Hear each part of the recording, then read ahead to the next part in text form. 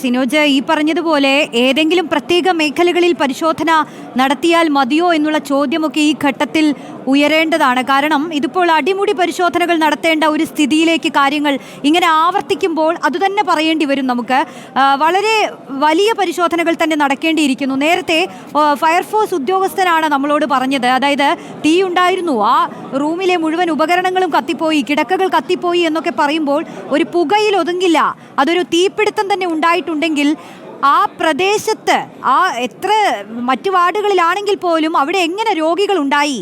രോഗികൾ അവിടെ ഉള്ളപ്പോൾ ചികിത്സ നടക്കുന്ന ഒരു സാഹചര്യത്തിൽ ഈ ഡിപ്പാർട്ട്മെന്റുകളൊക്കെ എങ്ങനെ പ്രവർത്തിച്ചു എന്നുള്ളത് പ്രധാനപ്പെട്ട ചോദ്യമാണ് സിനോജ്.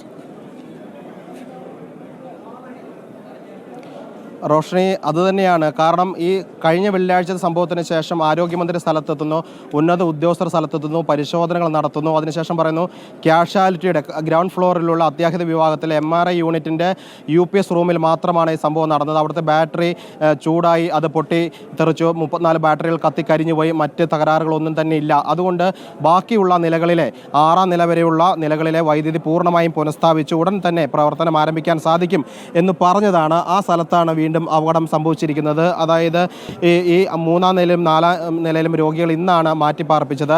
ഇന്നലെ മെഡിക്കൽ വിദ്യാഭ്യാസ വകുപ്പിലെ ഡയറക്ടർ ഉൾപ്പെടെ ഇവിടെ വന്ന് യോഗം ചേരുകയും ഇതുവരെ നടത്തിയ നടപടിക്രമങ്ങൾ വിലയിരുത്തുകയും ഇനി എന്തൊക്കെ ചെയ്യണമെന്ന് തീരുമാനിച്ച് മടങ്ങിയതാണ്.